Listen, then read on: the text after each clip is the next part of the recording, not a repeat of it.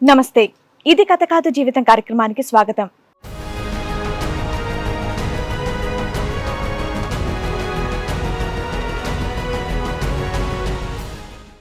దేవుడు నాకు చూపు ఇవ్వకపోయినా నా భర్త ప్రేమతో ఈ లోకాన్ని చూద్దాం అనుకున్నాను, కానీ ఆయన మాత్రం వేరే అమ్మాయిని పెట్టుకొని నన్ను బాధ పెడుతున్నాడు. నా భర్తను మార్చి నాకు న్యాయం చేయండి అని కోరుతోంది. నమస్తే అండి, సారీ ఏమనుకోకపోతే మీది చూపు ఈ ప్రాబ్లం మేడం. బై బర్త్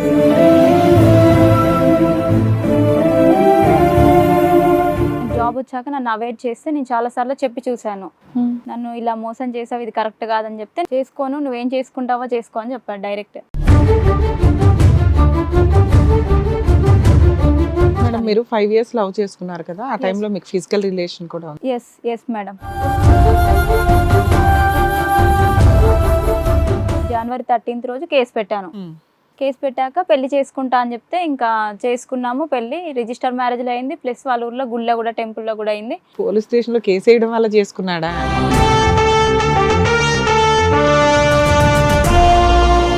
తర్వాత నన్ను తీసుకెళ్ళట్లేరని నేను 2-3 సార్లు మా కేసు అయిన వాళ్ళతో కాల్ చేపిస్తే తీసుకెళ్లారు.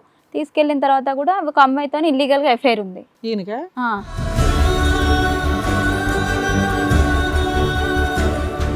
అమ్మాయి ఊకే కాల్ చేయడం, వీడియో కాల్స్ చేయడం. తిని పడుకున్నప్పుడు నేను ఫోన్ చూశాను. కాల్స్ చేస్తున్నప్పుడు ఇదేంటి అని అడిగితే నన్ను కొట్టి నా ఫోన్ పగలగొట్టాడు. నువ్వు ఇలా ఎందుకు చేస్తున్నావు అది ఇది అని చెప్పేసి కూడా నన్ను చాలా టార్చర్ చేసి మళ్ళీ వచ్చినప్పుడు కూడా రూమ్లో ఉండకుండా అమ్మాయి దగ్గరికి వెళ్ళేవాడు కలవడానికి.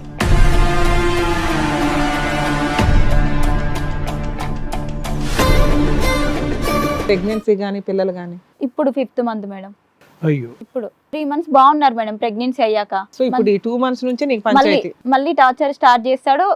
అసలు ఈ ప్రెగ్నెన్సీకి నాకు సంబంధం లేదని మాట్లాడుతున్నాడు.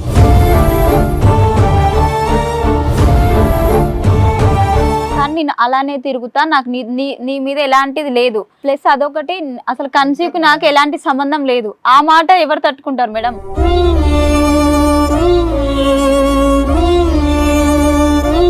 సడన్ గా ఇప్పుడు వరకు అన్న మాట ఇప్పుడు ఎందుకు అంటున్నాడు ప్రెగ్నెన్సీ నాది కాదని? నన్ను వదిలించుకోవాలని 100% ట్రై చేస్తున్నాడు తను.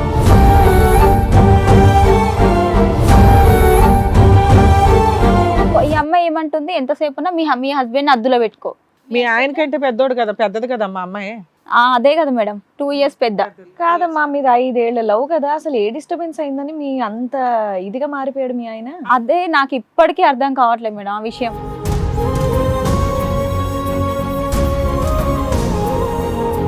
అతనికి ఏం కావాలమ్మా? నువ్వు వద్దు, ఆ అమ్మాయి కావాలా, లేదంటే ఇద్దరు కావాలా? నేను వద్దు, నువ్వు వద్దు, డైరెక్ట్ నీతో ఉండలేను. పొంతన లేని మాటలు, నిన్ను సఫకేట్ చేయటం, ఉక్కిరి బిక్కిరి చేయటం ఉన్నాయి.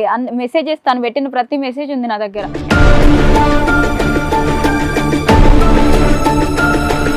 గొడవ ఎందుకు స్టార్ట్ అయింది అంటే, నువ్వు ఇనీషియల్ గా కేసు పెట్టి బలవంతంగా పెళ్లి చేసుకున్నావనా? అక్కడి నుంచి మొదలైందా? ఎందుకు అసలు మీ ఇద్దరిది లవ్ కదా, లవ్ ఎందుకు ఇంత బ్యాడ్ అయింది? చేసుకోని అన్నాడు కదా, చేసుకోని అన్నందుకు నేను కేసు పెట్టినా. ఆ కోపం ఉంది అతనికి? కోపం ఉంది. అది ఆగండి, మీరు ఎమోషన్ అయిపోతున్నారు. కూల్ గా మాట్లాడండి, బోల్డ్ సేపు మాట్లాడతాం, మేము కంగారు లేదు. కాదమ్మా, మీరు 5 years పెళ్లికి ముందు అమ్మాయితో అది 5 సంవత్సరాలు లవ్ చేసావా లేదా? ప్రెగ్నెన్సీ చేయించావా లేదా? మీ మీద 376 కేసు రిజిస్టర్ అయిందా లేదా? మరి 5 సంవత్సరాలు లవ్ చేసావు, ప్రెగ్నెన్సీ తీయించావు, ఒకేసారి ఎంతమందిని లవ్ చేస్తారు మీరు?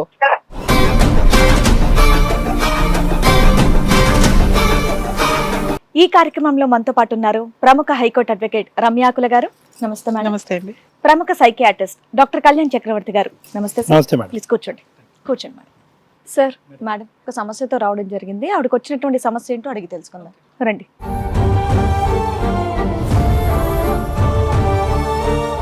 నమస్తే అండి, సారీ ఏమనుకోకపోతే మీది చూపు ఈ ప్రాబ్లం మేడం. ఐ ప్రాబ్లం ఉందా? By birth. Okay. Visual impairment ఎంత ఉందమ్మా? అంటే లాంగ్ సైడ్ కనిపించేసి. లాంగ్ సైడ్ కనిపించదు, షార్ట్ అయితే కనిపిస్తుంది. ఇప్పుడు మేము కనిపిస్తున్నాము, మసగ్గా ఉందా? కనిపిస్తున్నారు ఇంతవరకు అయితే ఓకే. ఇంకా లాంగ్ అయితే కనిపించదు. డిసెబిలిటీ ఎంత ఇచ్చారమ్మా? 100 ఉంది. అప్పుడు వేరే దానికోసం సర్టిఫికేట్ స్టడీ కోసం అని తీసుకున్నా 100%. ఇప్పుడైతే 100 ఉందా మీ దగ్గర సర్టిఫికేట్? ఉంది. ఓకే. చెప్పండి అమ్మా, ఇక్కడ వరకు రావడానికి గల సమస్య ఏంటి? Husband madam. ఓకే. మీకు పెళ్ళి ఎంతకాలం అవుతుంది? 3 years మేడం. 3 years అవుతుంది. 2022 Feb 25. మీ వయసు ఎంత ఉంటుంది? ఇప్పుడు 27 మేడం. మొన్న October 26కి 27 పడింది. Okay okay. మీది లవ్ మ్యారేజ్ అరేంజ్డా? Love marriage madam. Love marriage. చెప్పండి ఏంటండి ప్రాబ్లం ఏంటి? ఇద్దరిది మా హస్బెండ్ నేను లవ్ చేసుకున్నాం. 5 years తర్వాత మా హస్బెండ్ కి ఫస్ట్ జాబ్ వచ్చింది తనకి. ఓకే. మేడం అతను కూడా ఏమన్నా డిజేబుల్డ్ పర్సన్? Yeah sir. ఏంటి అతని ప్రాబ్లం ఏంటి? తను కూడా సేమ్. సేమ్ ఇట్లాగేనా? ఓకే. అందువల్ల మీ ఇద్దరికి బాగా సెట్ అయింది, ఇద్దరు ఒకరికొకరు అనుకున్నారు. ఓకే. కానీ సేమ్ విజువల్ డిసబిలిటీ గ్రూప్ లోనే అతను కూడా ఉన్నాడు. ఎస్. అతని పర్సంటేజ్ ఎంతో తెలుసుకోవచ్చా? అతనికి 75 ఉంది సర్టిఫికేట్ ప్రకారం అయితే. కానీ మనలో మనం అనుకోవటానికి ఎంత అమ్మా? నీకంటే తక్కువ ఎక్కువ? ఎక్కువ కనిపిస్తుంది సార్. తను బండి కూడా డ్రైవ్ చేయగలుగుతాడు. బండి డ్రైవింగ్ ఉందా? Okay okay. అలా. సరే చెప్పం. కనిపిస్తుంది. ఇంకా అలా మేమిద్దరం 5 years లవ్ చేసుకున్న తర్వాత గవర్నమెంట్ జాబ్ వచ్చిందా యా మేడం, అతనికి? Government job. సూపర్. అతని వయసు ఎంత? 28 సార్. 1 year తేడా మీకు? రైట్. Okay madam. చెప్పండి. అలా ఇంకా తనకి జాబ్ వచ్చాక నన్ను అవాయిడ్ చేస్తే నేను చాలా సార్లు చెప్పి చూశాను. నన్ను ఇలా మోసం చేసావు, ఇది కరెక్ట్ కాదని చెప్తే నేను చేసుకొని ఏం చేసుకుంటావో చేసుకుంటా మా పేరెంట్స్ ని వాళ్ళ పేరెంట్స్ దగ్గరికి పంపించాను. మీరు 5 years లవ్ చేసుకున్నారు కదా, ఆ టైంలో మీకు ఫిజికల్ రిలేషన్ కూడా ఉంది? Yes madam. అయినా కూడా అతను చేసుకోను నో చెప్పాడు. చేసుకోను, నువ్వేం చేసుకుంటావో చేసుకో అని చెప్పాడు డైరెక్ట్. మీకంటే ముందు ఎంతకాలం ముందు జాబ్ వచ్చింది అతనికి? అతనికి నాకు 1.5 year అంతే మేడం. తనకి 21 లో వచ్చింది. సో అతను అట్లా పెళ్లి చేసుకోను అన్నా మీరు స్ట్రాంగ్ గా ఉండి జాబ్ కొట్టారు? ఎస్. 1 year నన్ను హాస్టల్లో ఉంచాడు పెళ్లి చేసుకున్నాక. చేసుకున్న తర్వాత కూడా బలవంతంగా చేసుకోవడం వల్ల హాస్టల్లో ఉంచితే నేను అదే కోపం మీద హాస్టల్లో ఉండే చదువుకున్నా. అయితే ఇంకా అలా వద్దని చెప్తుంటే నేను 370 సెక్షన్ కింద కాచిగూడ PS లో కేసు పెట్టాను. పోలీస్ స్టేషన్ లో కేసు వేయడం వల్ల చేసుకున్నాడా? జాబ్ తనకి అప్పటికి ప్రొవిజన్ అయిపోలేదు, ప్రొవిజన్ పీరియడ్ లో ఉన్నాడు. తనకి 21 March లో జాబ్ వచ్చింది. నేను 22 జనవరి 13th రోజు కేసు పెట్టాను. కేసు పెట్టాక పెళ్లి చేసుకుంటా అని చెప్తే ఇంకా చేసుకున్నాము. పెళ్లి రిజిస్టర్ మ్యారేజ్లో అయింది, ప్లస్ వాళ్ళ ఊర్లో గుళ్ళో కూడా టెంపుల్లో కూడా అయింది. మా ఇంటి దగ్గర రిసెప్షన్ కూడా చేసుకున్నాం. వాళ్ళ ఇంట్లో వాళ్ళు ఒప్పుకున్నారు జాబ్ పోతుంది నువ్వు పెట్టిన కేసుకి అని. చేసుకున్నాడు, అయిపోయింది, అంతా అయిపోయింది. తర్వాత నన్ను తీసుకెళ్ళట్లేరు, ఇంటికి తీసుకెళ్ళట్లేరని నేను 2-3 సార్లు మా కేసు అయిన వాళ్ళతో కాల్ చేపిస్తే తీసుకెళ్లారు. తీసుకెళ్ళిన తర్వాత కూడా ఒక అమ్మాయితో ఇల్లీగల్గా ఎఫ్ఐఆర్ ఉంది. ఇల్లీగల్గా ఎఫ్ఐఆర్ ఉంటే అమ్మాయి ఊకే కాల్ చేయడం, వీడియో కాల్స్ చేయడం. తిని పడుకున్నప్పుడు నేను ఫోన్ చూశాను. కాల్స్ చేస్తున్నప్పుడు ఇదేంటి అని అడిగితే నన్ను కొట్టి నా ఫోన్ పగలగొట్టాడు. అమ్మాయికి డిసబిలిటీ ఉందమ్మా? అమ్మాయి కూడా అంతే, సేమ్ బ్లైండే. తను కూడా గవర్నమెంట్ ఎంప్లాయీ. తను అంటే ఎంత స్థాయి బ్లైండ్ అమ్మా తను? తనకి ఎంత ఉందో అంత ఐడియా లేదు సార్. పరిచయం ఎక్కడ వాళ్ళది? ఆఫీస్ లో పరిచయం, గవర్నమెంట్ అంటే? అది తెలియదు సార్ నాకు. వాళ్ళది ఎలా సేమ్ నాది అమ్మాయిది అయితే హాస్టల్ అయితే సేమే. నాకంటే తను 3 years సీనియర్ ఎడ్యుకేషన్ పరంగా. నీకు తెలుసా అమ్మాయి? నీకు తెలియని అమ్మాయి కాదు. తెలియని కానీ అమ్మాయి. ఇటువంటి రిలేషన్షిప్ ఉన్నది అన్నది వీడియో కాల్ ద్వారా తెలిసింది. షీ ఇస్ మ్యారీడ్ అమ్మా? కాదు సార్, మ్యారీడ్ కాదు. మ్యారీడ్. ఓకే చెప్పమ్మా. అయితే ఇంకా నేను ఏంటిది అని అడిగితే నా ఫోన్ పగల కొట్టేసి నన్ను కొట్టాడు. కొడితే నేను హాస్టల్కి వచ్చాను అలిగి. హాస్టల్కి వస్తే ఇంకా అలానే హాస్టల్లో ఉండి 1 year ఉండి చదువుకున్నా. 22లో మొత్తం అక్కడే ఉన్నా. మ్యారేజ్ అయినాక మీరు ఒక 1 year హాస్టల్లో ఉన్నారు? హాస్టల్లో ఉన్నా. తను నాకు హెల్త్ పరంగా కూడా ఎలాంటి హెల్ప్ చేయలేదు, జీరో. నేనేమన్నా అడిగినా కూడా నో. ఇంకా నేనేమన్నా నాకు ఏమన్నా హెల్త్ బాగాలేదని మనీ పరంగా ఏం అడిగినా మా పేరెంట్సే హెల్ప్ చేసేవాళ్ళు. ఏదో నా మాత్రపు పెళ్లి అంతే. పెద్దలు పోలీస్ స్టేషన్ లో కేసు పెట్టావు కాబట్టి పెళ్లి అంతే చేసుకున్నాడు అంతే. అయితే అలా ఉండడం వల్ల 23 ఏప్రిల్లో జాబ్ వచ్చింది నాకు. 22లో పెళ్ళి అయింది మేడం. 23లో జాబ్ వచ్చింది. ఏప్రిల్లో జాబ్ వచ్చింది. అలా నాకు ఏప్రిల్లో జాబ్ వచ్చింది. జూన్లో జాయిన్ అయిపోయాను జాబ్లో. జాయిన్ అయ్యాక 2 months up and down. Job వచ్చినాక మీరు సపరేట్ కాపురం పెట్టలేదు? అదే మేడం, 2 months ఉన్నాను. హాస్టల్లో 2 months పర్మిషన్ ఉంటుంది, అది బ్లైండ్ హాస్టల్. 3 months ఉండొచ్చు అనమాట జాబ్ వచ్చాక. వన్స్ జాబ్ వస్తే 3 months తర్వాత వెళ్ళిపోవాలి ఆటోమేటిక్గా. అయితే ఇంకా నేను అక్కడ ఉన్న తర్వాత నేను అడిగాను మా అత్త వాళ్ళకి కాల్ చేసి, ఇంకా ఎన్ని రోజులు ఇలా నాకు జాబ్ వచ్చింది కదా, మరి ఇప్పుడైనా రావాలి, మరి రాడా అని అడిగితే మా అత్త వాళ్ళు ఇంకా వీళ్ళు మాట్లాడేసి ఆగస్ట్ మంత్లో రూమ్ పెట్టాం. సంతోష్ నగర్లో రూమ్ పెట్టాడనే కానీ రాలేదు అసలుకి. నేను ఒక్కదాన్నే ఉండేదాన్ని హాస్టల్లో, పిల్లల్ని పిలిపించుకొని అలా ఒక్కదాన్నే ఉండేదాన్ని. నువ్వు ఇలా ఎందుకు చేస్తున్నావు అది ఇది అని చెప్పేసి కూడా నన్ను చాలా టార్చర్ చేసి, మళ్ళీ వచ్చినప్పుడు కూడా రూమ్లో ఉండకుండా అమ్మాయి దగ్గరికి వెళ్ళేవాడు కలవడానికి. ఇదేంటి అని అడిగితే నా సీక్రెట్ గా పెళ్లి చేసుకున్నాడా? లేదు మేడం, చేసుకోలేదు. ఇంటి రెంట్ ఇవన్నీ ఎవరు కట్టేవాళ్ళమ్మా? ఈ ఇంటి రెంట్ మొత్తం నేనే కట్టాను. ఇప్పుడు ఇక్కడ ఒక 3 months నుంచి మంచిగా ఉన్నప్పటి నుంచి అయితే తను కడుతున్నాడు. అంతకుముందు నేనే కట్టాను. అలా మా ఇద్దరి మధ్య పెద్ద గొడవ అయితే నేను సిమెంట్ పోలీస్ స్టేషన్లో కంప్లైంట్ చేశాను. కంప్లైంట్ చేస్తే వాళ్ళు ఏం చేశారు, పాత కేసుని బేస్ చేసుకొని, మాది పాతది బిఫోర్ మ్యారేజ్ కేసు అయింది కదా మేడం, అది యాక్చువల్గా అది కేసు తిను రిమాండ్కి వెళ్ళే సిచ్యువేషన్లు ఉన్నప్పుడు మంచిగా ఉందామని చెప్పేసి ఆ కేసు క్లోజ్ చేయించుకున్నాతోనే. కేసు క్లోజ్ ఎఫ్ఐఆర్ అయినాక ఆ కేసు క్లోజ్ అవ్వదే 376 మీకు అయింది. ఎట్లా క్లోజ్? మ్యారేజ్ అయింది కదా, మ్యారేజ్ అయింది, మీ ఇద్దరు కలిసి ఉంటున్నారు కదా వైఫ్ అండ్ హస్బెండ్ గా, కేసు అన్న క్లోజ్ చేసుకోవాలి, లేకపోతే తను మారకపోతే రిమాండ్ కన్నా వెళ్ళాలని చెప్పారు. ఓకే. అయితే రిమాండ్ లేదు ఏం లేదు, నేను కంపల్సరీ మారతా అని చెప్పేసి పోలీస్ స్టేషన్ లో అందరి ముందు ఒప్పుకున్నాడు. తీసుకెళ్ళాలి, అప్పుడు తీసుకెళ్ళి ఒక 1 month బానే ఉన్నాడు, మళ్ళీ నటించాడు అలానే.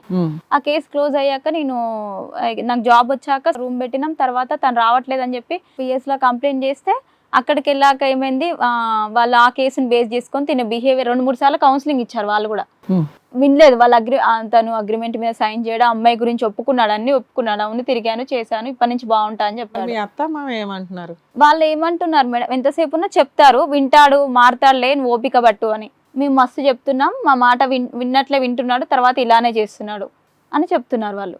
కొంచెం ఓపిక పట్టుకోమా, సర్దుకోమా అని నీకే చెప్తున్నారు. నాకే చెప్తున్నారు. ఆడపిల్లవు కదా, ఓపిక పట్టి, వాడు ఎక్కడికి పోడు, నీ మొగుడే కదా అన్నట్లు అట్లా మాట్లాడుతున్నారు వాళ్ళు. ఆ వర్షం ప్రెగ్నెన్సీ గానీ పిల్లలు గానీ ఇప్పుడు 5th month మేడం. అయ్యో.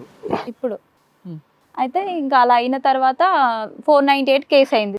వాడు 3-4 times మంచిగా కౌన్సిలింగ్ పెట్టారమ్మా? ఎంతకాలం అయింది? 1 year madam. September to September కి 1 year అయిపోయింది. మొన్న తనకి hearing date, first hearing date December 22కి వచ్చింది. ఎప్పటి నుంచి మీ ఇద్దరు దూరంగా ఉంటున్నారు విడిపోయి? మేము కలిసి మాత్రం లాస్ట్ జూన్ నుంచి, జూలై నుంచి ఉంటున్నాం మేడం. తనకి ఇక్కడ ట్రాన్స్ఫర్ అయింది స్పౌజ్ కేసు కింద, నాది ఇక్కడ జాబ్ అని చెప్పేసి తనకి 498 పెండింగ్ ఉంది. మళ్ళీ మొన్న లాస్ట్ ఇయర్ జూన్ నుంచి మీ ఇద్దరు కలిసే ఉంటున్నారు, జూలై నుంచి కలిసి ఉంటున్నారు. మీకు ఇప్పుడు ప్రెగ్నెన్సీ వచ్చింది, ఇప్పుడు కూడా కలిసే ఉన్నారా? కలిసే ఉంటున్నాం. మరి ఇక్కడికి ఎందుకు వచ్చారు? వద్దు నువ్వు వెళ్ళిపో, నేను ఉండను. రోజు నస అయితే పెడుతున్నాడు. నస పెడుతున్నాడు. 498 కేసు ఉందా, క్లోజ్ అయిపోయింది? ఉంది మేడం. ఓకే, ఇప్పుడు చెప్పండి. అది కంటిన్యూ అవుతుందమ్మా రిలేషన్షిప్ అతను వేరే అమ్మాయితో ఈ 1 year బట్టి, జూన్ జూలై బట్టి? అమ్మాయినే చేసుకుంటా, నువ్వు వెళ్ళిపో, నేను ఉండను. ఏది 498 ఏ కేసు ఉన్నా కూడా నేను చేసుకుంటా, నువ్వేం చేస్తావు? వీడియో కాల్ పరంగా లేదంటే బయట కలవటం కూడా జరుగుతుందా? బయట కలవడం అవన్నీ చేసేవాళ్ళు. ఒక 3 months బాగున్నారు మేడం. ప్రెగ్నెన్సీ అయ్యాక 3 months మంచిగానే ఉన్నాను నాతోని. సో ఇప్పుడు ఈ 2 months నుంచి నీకు పంచాయతీ? మళ్ళీ టార్చర్ స్టార్ట్ చేస్తాడు. అసలు ఈ ప్రెగ్నెన్సీకి నాకు సంబంధం లేదని మాట్లాడుతున్నాడు. ఇది మరి విడ్డూరంగా ఉంది. అసలు ప్రెగ్నెన్సీకి నాకు సంబంధం లేదంటే నేను DNA టెస్ట్ కి. నీ మీద ఏమన్నా అతనికి అనుమానం ఉందా? ఏం లేదు, అసలు నేను ఏంటో కూడా తనకు తెలుసు. అసలు నేను సడన్ గా ఇప్పుడు వరకు అన్న మాట ఇప్పుడు ఎందుకు అంటున్నాడు ప్రెగ్నెన్సీ నాది కాదని? నన్ను వదిలించుకోవడానికి 100% ట్రై చేస్తున్నాడు తను. ఇంకో క్లారిటీ అయితే ఉంది, క్లారిటీ ఉంది. ఇలాంటి కేసుల్లో మీకు అక్రమ సంబంధం ఉంది అన్న మేము ఎవరో నమ్మం, ప్రపంచం కూడా నమ్మదు. మీరు సేఫ్. అదొకటి. ప్లస్ ఇంకోటి ఏంటంటే నాది ఫోన్ కూడా తనకి ధైర్యంగా ఇచ్చేస్తా మేడం. నేను తను ఫోన్ మాత్రం వాష్రూమ్కి వెళ్తే మ్యూట్ లో పెట్టుకోవడమా లేదా ఫ్లైట్ మోడ్ లో పెట్టడమా, ఫోన్ ఇలా బిర్రుగా పట్టుకొని పడుకుంటాడు.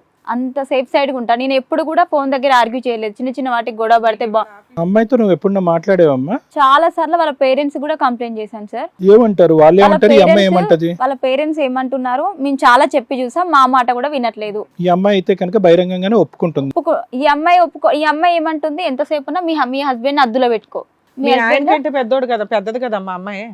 అదే కదా మేడం, 2 years పెద్ద కాదమ్మా. మీద 5 ఏళ్ల లవ్ కదా, అసలు ఏ డిస్టర్బెన్స్ అయిందని మీ అంత ఇదిగా మారిపోయాడు మీ ఆయన? అదే నాకు ఇప్పటికీ అర్థం కావట్లేదు మేడం ఆ విషయం. 5 years లవ్ అన్నారు కదా. 5 years బిఫోర్ మ్యారేజ్ 1 రిమూవ్ చేశాడు మళ్ళీ. అందుకు నేను కేసు పెట్టాల్సి వచ్చింది. ఇప్పుడు అమ్మాయి ఏంటి సూపర్ డూపర్ గా ఉంటదా? చూసామని ఎందుకు అంత వెంపర్లాడుతున్నాడు ఆ అమ్మాయి? అమ్మ నీది ఫ్రమ్ బర్త్ కదమ్మా, నీది ఫ్రమ్ బర్త్, అతనిది కూడా ఫ్రమ్ బర్తేనా? మరి మీరిద్దరు జెనెటిక్ టెస్టింగ్ కి వెళ్ళారా? పుట్టబోయే బిడ్డకి వెళ్ళాం మేడం. మొన్న 4th month NT స్కాన్ అప్పుడు వెళ్ళాము. అప్పుడు కూడా వచ్చాడు నాతోని. మాకు బానే ఉందన్నారా? బానే ఉంది. ఇప్పుడు రేపు తిఫా స్కాన్ ఉంది 5th month. So baby risk ఏం లేదన్నారమ్మా? ఏం లేదని జెనెటిక్ రిస్క్ గానీ చేయించుకున్నాను. Very good. కానీ వెరీ గుడ్ అనాలో బ్యాడ్ లక్ అనాలో అర్థం కావట్లేదు. ఎందుకంటే వచ్చేటటువంటి పుట్టబోయేటటువంటి బిడ్డ నా బిడ్డ కాదంటున్నాడుగా. అదే కదా, ఇన్ని రోజులు అనలేదు. అదే టార్చర్. మళ్ళీ ఇంకోటి ఏంటి, మీ వాళ్ళు ఏమి ఇచ్చారు ఇలాంటి పర్సన్ కి? ఇంకా తను అమౌంట్ నేను ఏం చెప్పాను, సాలరీ ఎంత ఉంటుంది? 47 వస్తుంది. ఏం చేస్తున్నారు సాలరీ? శాలరీ చాలా వరకు గోల్డ్ అవి ఇవి చేయించుకున్నాను. ప్లస్ ఇంకోటి ఏంటంటే నా శాలరీ మొత్తం నీకే ఇస్తా, నువ్వు బాగుండు అని చెప్పాను. శాలరీ ఇచ్చాను in 2 months. ఇస్తే నాతో గొడవపడి నా శాలరీ నాకు కొట్టేశాడు. మళ్ళీ చిన్న చిన్న వాటికి గొడవపడడం, నీ డబ్బులు నాకేంది అని మొహాన కొట్టాడు. అది ఎప్పటి నుంచి లేదు ఇంటికి, అది నేను శాలరీ ఇస్తున్నా కాబట్టి చూసుకుంటున్నాడు. అతనికి ఏం కావాలమ్మా? నువ్వు వద్దు, ఆ అమ్మాయి కావాలా లేదంటే ఇద్దరు కావాలా? నేను వద్దు, నువ్వు వద్దు. డైరెక్ట్ నీతో ఉండలేను, నాతో ఉండని. ఇది ఎలా అయిందంటే, అసలుకి బేబీకి నాకు సంబంధం లేదు అన్నవాడు ఏమంటున్నాడు, మళ్ళీ నా బేబీని కానీ నాకు ఇచ్చేసే నేను చూసుకుంటా.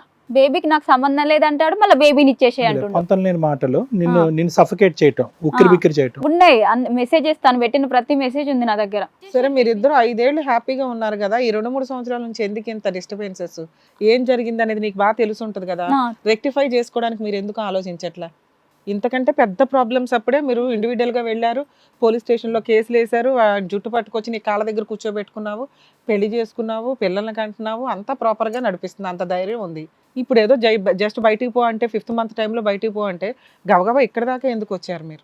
ఇది 5th ఓకే మేడం, నేను ప్రెగ్నెన్సీ బయటకు వెళ్ళమంటే ఓకే, కానీ నేను అలానే తిరుగుతా, నాకు నీ మీద ఎలాంటిది లేదు. ప్లస్ అదొకటి, అసలు కన్సీవ్ కి నాకు ఎలాంటి సంబంధం లేదు. ఆ మాట ఎవరు తట్టుకుంటారు మేడం? అసలు ఎలా మొదలైంది మీ ప్రాబ్లం అని మేడం అడుగుతున్నారు. అసలు గొడవ ఎందుకు స్టార్ట్ అయింది అంటే నువ్వు ఇనీషియల్ గా కేసు పెట్టి బలవంతంగా పెళ్లి చేసుకున్నావనా, అక్కడి నుంచి మొదలైందా?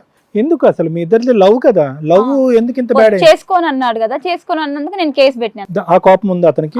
కోపం ఉంది. అది నువ్వు కేసు పెట్టకపోతే అసలు చేసుకునేవాడు కాదుగా. చేసుకునేవాడు కాదు అసలు. చేసుకోవడం నీ హక్కు. నేను అది కూడా చెప్పాను, నిన్ను మర్చిపోలేక నీ మీద ప్రేమతోనే కదా నేను కేసు పెట్టింది, వేరే అబ్బాయిని చేసుకోలేకనే కదా, అలా కూడా చెప్పాను. సరే చేసుకున్నావు, అతను కావాలని చేసుకున్నావు కదా, గారంగానో బుజ్జగిస్తూనో చూసుకుంటే నీ కాళ్ళ దగ్గరే ఉండేవాడేమో కదా, ఇంకొక అమ్మాయి ట్రాక్ ఎందుకు తొక్కేశాడు?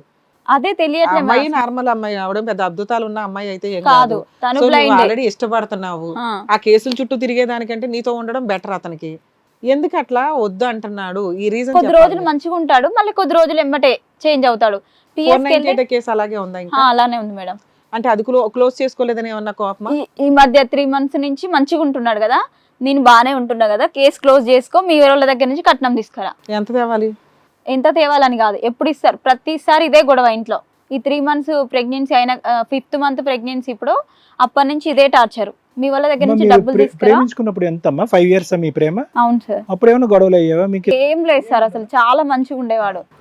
ఈ పోలీస్ స్టేషన్ లో కేసు పెట్టిన దగ్గర నుంచి మీ ఇద్దరి మధ్య రైవలరీ స్టార్ట్ అయింది. Yes sir. తెలుసా, అమ్మాయి పరిచయం అయినప్పటి నుంచి అమ్మాయిని వద్దనుకుంటున్నాను. ఫస్ట్ నుంచే ఉందిగా. ఈ పెళ్లి కంటే ముందు అమ్మాయి పరిచయం వల్లే వద్దన్నాడు. అది మెయిన్ రీజన్ అక్కడే వచ్చింది. ముందు నుంచే ఉండాలి అసోసియేషన్. ఏమైనా సీక్రెట్ గా పెళ్లి చేసుకుని ఉండొచ్చమ్మా? అదేం లేదు సార్. పోలీస్ స్టేషన్ కి వెళ్ళి కంప్లైంట్ ఇచ్చారు కదా, ఇప్పుడు కూడా అక్కడికే వెళ్తే అయిపోయేది కదా. ఇక్కడ మేమేం చేస్తామని మా దగ్గర నుంచి ఏం ఎక్స్పెక్ట్ చేస్తున్నారు? తను నా దగ్గర ఒక మాట చెప్పి పోలీసుల దగ్గర చెప్పట్లే కదా మేడం, ఇక్కడైతే విత్ ప్రూఫ్ తో తను దొరికిపోతాడని.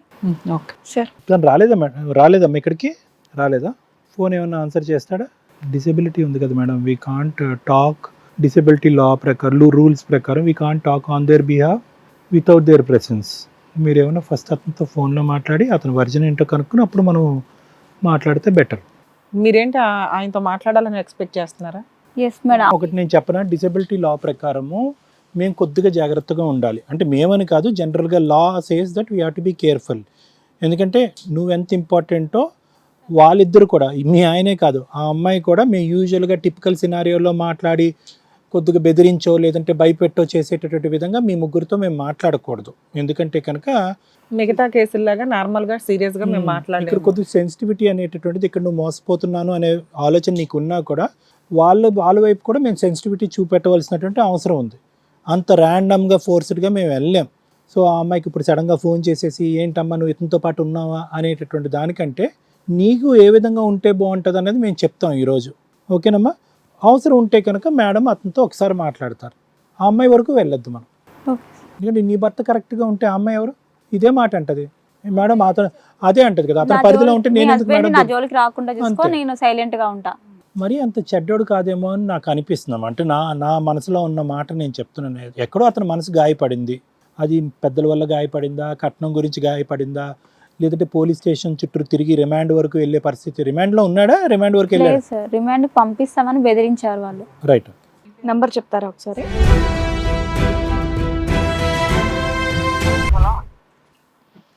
హలో, మాట్లాడుతున్నారా? హలో, వాయిస్ బ్రేక్ అవుతుంది. ఎవరు సార్ మాట్లాడేది? అవునవును, ఇక్కడ హిట్ టీవీకి వచ్చారండి మీ వైఫ్. మీ వాయిస్ బ్రేక్ అవుతుందండి, నాకు అర్థం కావట్లేదు. సార్ మీ వైఫ్ మా దగ్గరకు వచ్చారు, హిట్ టీవీ ఛానల్ నుంచి మాట్లాడుతున్నాం. మేడం చెప్పండి. ఏదో మీరు ఆ అమ్మాయిని వదిలేస్తాను బయటికి వెళ్ళిపో అంటున్నారంట. ఎందుకని సార్? ప్రెగ్నెన్సీకి సంబంధం లేదంటున్నారంట, మీకు ఏదో అక్రమ సంబంధం ఉందట, ఆల్రెడీ కేసులు నడుస్తున్నాయి అంట. ఎందుకని? మీ వర్షన్ ఏంటో విందామని. ఎందుకంటే ఆవిడ చెప్పిందే వినేస్తే సరిపోదు కదా, నిజాలు మాకు తెలియాలి కాబట్టి మీకు కూడా ఛాన్స్ ఇద్దామని మాట్లాడడానికి మీ ప్రాబ్లం ఏంటో కనుక్కుందామని ఫోన్ చేసాం. మీరు చెప్పేది నాకు సగం సగమే వినపడుతుంది మేడం. సార్, కాల్ కట్ చేసేదినా? చెయ్యండి సార్, మళ్ళీ మీరే చెయ్యండి. ఒక నిమిషం, అతనే చేస్తాడంట. మీది చాలా సెన్సిటివ్ లవ్ స్టోరీ అమ్మా. ఎందుకంటే కనుక ఇది ఫెయిత్ మీద ఎక్కువ ఆధారపడి ఉంటుంది. అన్నీ కనిపించినటువంటి వాళ్ళు ప్రేమించడం అనేటటువంటిది ఒక లెక్క, కానీ కనిపించినటువంటి మీకుండేటటువంటి దురదృష్టకరమైన పరిస్థితుల్లో ప్రేమించడం అనేది ఇంకో లెక్క. ఎందుకంటే ఇక్కడ అందాల గురించి చూసే అంత ఇది ఉండదు, క్వాలిఫికేషన్స్ ఇంకో అనేటటువంటిది ఉండదు, హెచ్చు తగ్గులు అనేది చూడరు, ఆర్థిక పరిస్థితులు అనేది చూడరు. చాలా ఎలాగైతే కనుక మీకుండేటటువంటి ఒక ప్రాబ్లం ఎలాగైతే కనుక ఉందో అదే విధంగా మీ లవ్లో కూడా అదే బ్లైండ్ ఫెయిత్ అనేది ఉంటుంది. దాన్ని నేను ఫెయిత్ అంటూ ఉంటాను, అంటే నమ్మకం. ఓకే, ఎందుకంటే భగవంతుడు మనకి ఇచ్చినటువంటి ఈ ప్రాబ్లం వల్ల ఎందుకు ఇలా జరిగింది అనేటటువంటి బాధపడుతూ మనం వెళ్ళి ఇంకొన్ని మోసం చెయ్యం. యూజువల్గా ఎలా ఉంటుంది అంటే కనుక ఇదేంటి ఎవరన్నా కాపాడాలని అనుకుంటాం, నీతివంతంగా న్యాయవంతంగానే ఉండాలని అనుకుంటాం. ఎందుకంటే మనకి ఇచ్చేటటువంటి కష్టం పగవాళ్ళలో చూడకుండా ఉండాలనే ఉద్దేశంతో యూజువల్గా నేను చూసేటటువంటి సినారియోస్లో ఇటువంటి డిసెబిలిటీ, దురదృష్టకరమైనటువంటి డిసెబిలిటీలోంచి ఆవిర్భవించేటటువంటి ప్రేమలు యూజువల్గా స్వచ్ఛంగా ఉంటాయి, సహజ సిద్ధమైనటువంటి మిగతా వాటికంటే. అంటే నా విశ్లేషణ చెప్తున్నానమ్మా.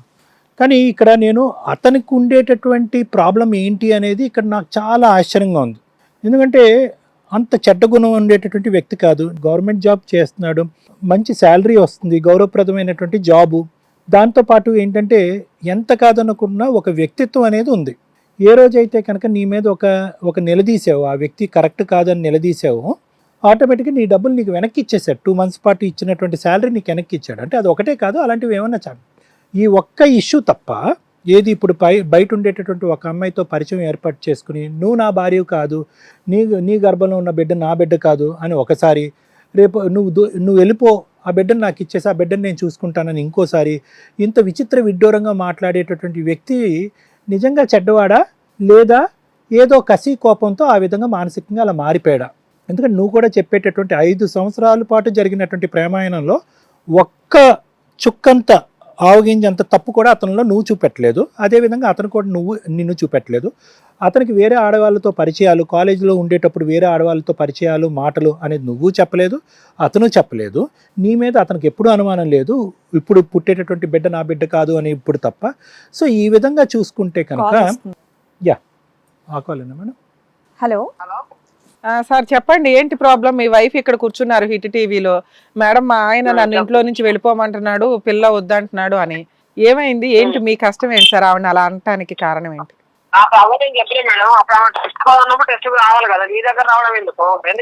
సార్ అది కూడా చేయిద్దాం, అసలు మీరు ఎందుకు అట్లా అంటున్నారు? అలా అనటానికి మీకున్న డౌట్ ఏంటి, కారణం ఏంటి? డౌట్ ఏంటో తనకి తెలుసు, తనకి ఇచ్చిన మేడం. నేను ఇట్లా బయట పెట్టుకోదలుచుకోలేదు అంత గలీజ్గా. సార్ మాకు తెలియాలి కదా సార్, ఆవిడ వరకు నేను కరెక్టేనండి. ఇప్పుడు నాకైతే ఇష్టం లేదు బయట పెట్టడం, మీకు చెప్తా అసలు చెప్పడం. తనకి నాకు తెలిస్తే చాలు, తనకి ఇష్టం ఉంటే చేయించమని చెప్పండి. ఏది డిఎన్ఏ టెస్ట్ చేయించాలా? ఏ టెస్ట్ అయినా సరే, తనకి ఇష్టం ఉంటే తను వస్తాను చెప్పింది. నాకైతే బయట పెట్టుకోవడం ఇష్టం లేదు. ఏ కోర్టు అయినా డిఎన్ఏ టెస్టులు చేయిస్తారా? నాకు కోర్టుల గురించి తెలియదు మేడం. అంటే బేసిక్ కొంచెం లీగాలిటీ. ఒక్క నిమిషం సార్, ఆమె కంటే ముందు నేనే వచ్చేవాడిని కదా సార్, మీరు కూడా వచ్చుంటే బాగుండేది. ఆమె ఇక్కడనే ఉంటది కాబట్టి ఆమె ఏడికాని తిరుగుతుంది. నేను ఇప్పుడు స్టిల్ సార్ మీకేదో అక్రమ సంబంధం ఉందంట, మరి ఆ పంచాయతీ ఏంటో చెప్పండి. ఆ అమ్మాయి నాతో మాట్లాడక 3 months అవుతుంది. ఈ అమ్మాయికి ఆల్రెడీ చెప్పిన మేడం, చెప్తా మీకు వినండి. నాకేమైనా కావాలని ఈ అమ్మాయిని అడిగితే ఆ అమ్మాయిని మధ్యలో తీసుకొచ్చి అడ్డం పెడతాది. అది చేతగలుగుతాను అంటారు. దాన్ని నేను ఏమడిగా దానికి సమాధానం కానీ దానికి సొల్యూషన్ కానీ చెప్పాలి. కానీ ప్రతి అమ్మాయి తీసుకురావడం ఏంది మేడం? సరే, అమ్మాయి సంగతి వదిలేద్దాం. 3 నెలల క్రితం, ఒక్క నిమిషం సార్, 3 నెలల నుంచే అమ్మాయి మీతో మాట్లాడట్లా అంటే అంతకుముందు ఎంతకాలం నుంచి మీకు సంబంధం ఉంది? మాట్లాడలేదు. ఆ అమ్మాయితో మీకు అక్రమ సంబంధం ఉందా లేదా? ఉంది. అక్రమ సంబంధం ఎందుకు మేడం? అమ్మాయికి తెలుసు అక్రమ సంబంధం తెలుసు. అమ్మాయికి మాట్లాడని ఈ అమ్మాయికి పెళ్లి కాక ముందుకు తెలుసు, ఫస్ట్ చదవకి తెలుసు. మాట్లాడడం అంటే ఏంటి మీ దృష్టిలో? మాట్లాడడం అంటే ఏంటి? ఆయన నేను ఫస్ట్ నుంచి కూడా నేను అమ్మాయితో ఉంటా చెప్పిన. ఈ అమ్మాయి బలవంతంగా వచ్చింది. మళ్ళీ ఈ అమ్మాయితో 5 సంవత్సరాలు లవ్ ఉంది కదా అయ్యా మీకు. బయట పెట్టుకోవడం. అరే ఒక్క నిమిషం ఆగమ్మా, ఆగండి, మీరు ఎమోషన్ అయిపోతున్నారు. కూల్ గా మాట్లాడండి, బోల్డ్ సేపు మాట్లాడతాం, మేము కంగారు లేదు. కాదమ్మా, మీరు 5 years పెళ్లికి ముందు పెళ్లికి ముందు ఆ అమ్మాయితోటి అది 5 సంవత్సరాలు లవ్ చేసావా లేదా? ప్రెగ్నెన్సీ చేయించావా లేదా? నీ మీద మీ మీద 376 కేసు రిజిస్టర్ అయిందా లేదా? అన్ని కేసులు ఉన్నాయి మేడం. మరి 5 సంవత్సరాలు లవ్ చేసావు, ప్రెగ్నెన్సీ తీయించావు, ఒకేసారి ఎంత మందిని లవ్ చేస్తారు మీరు అమ్మా? అది ఆ అమ్మాయి కూడా తెలుసు. ఎంతసేపు అమ్మాయిలకి అన్ని ఉంటాయి కదా అని టీవీల ముందు కూర్చుంటే పనులు కావు మేడం. అరే నువ్వు లవ్ చేసావా లేదా ఈ అమ్మాయిని? ఫస్ట్ అది చెప్పు. ఫస్ట్ 5 years ఈ అమ్మాయిని లవ్ చేశారా లేదా పెళ్లికి ముందు? చేసిన మేడం, అన్ని అమ్మాయికి తెలుసు. నేనేం దొంగతనం చేయలేదు, దొంగతనంగా అరే నీ నానా ఎమోషన్ అవ్వకండి. సింపుల్ క్వశ్చన్ కి ఆన్సర్. ఈ అమ్మాయిని 5 years లవ్ చేస్తున్నాడు, సైమల్టేనియస్ గా ఇంకో అమ్మాయిని ఎలా లవ్ చేస్తావు? ఎందుకు చేయాలి మేడం? ఈ అమ్మాయి చక్కగా ఉంటే ఈ అమ్మాయితోనే ఉంటారు. ఆహా ఓకే. ఒకేసారి 2-3 లవ్ చేసి ఎవరు చక్కగా ఉంటే అలా పెళ్లి చేసుకుందాం అనుకున్నావా? మేడం ఇప్పుడు 2 అయ్యారు కదయ్యా. ఈవిని లవ్ చేసావు, ఆవిడ్ని లవ్ చేసావు. ఇద్దరితోనే అనండి. 3 అనకూడదా? అనకూడదు. సూపర్ నాన్న. మీకు అందుకే అమ్మా మనీ ఖరీదు అవుతుంది అది. గలీజ్ అవుతుందా? 2 అయితే మీ ప్రకారం లీగల్. భయపడరు అబ్బాయి మాట్లాడు. లీగల్ అని కాదు కానీ నేను ఏదన్నా నిజంగా మాట్లాడుతున్నా. సరే అంతే.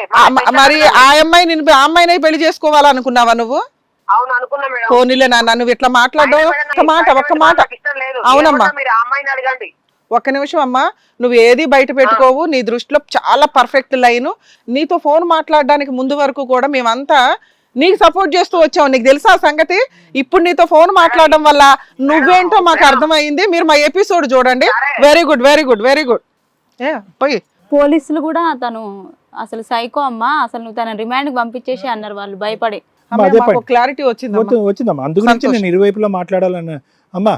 సో ఇందాక నేను చెప్పినట్టుగా ఏంటంటే ఆ యాంగిల్ ఏదైతే ఆ సెన్సిటివ్ అనేటటువంటి యాంగిల్ ఇక్కడ కనిపించట్లేదు.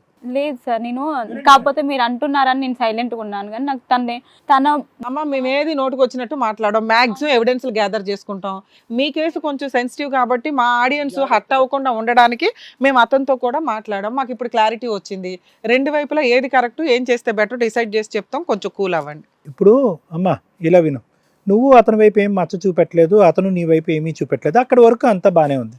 కానీ ఇక్కడ కంప్లీట్గా చూసుకుంటే కనుక ఇందాకటి నుంచి మేము ఒక యాంగిల్లో ఆలోచించాం. ఏంటంటే కనుక అరే ఆడపిల్ల మోసపోయింది, పుట్టబోయేటటువంటి బిడ్డ ప్రెగ్నెన్సీ టైంలో ఎంతో ప్రశాంతత ఉండేటటువంటి ఈ పరిస్థితుల్లో బిడ్డే నా బిడ్డ కాదు, జెనెటిక్ టెస్టింగ్ అనే ఒక మొగుడు మాట్లాడితే కనుక అది మానసికంగా నీకు ఎంత పెద్ద వెన్నుపోటు, ఎంత పెద్ద కత్తిపోటు అనేది మాకు అర్థం అవుతుంది.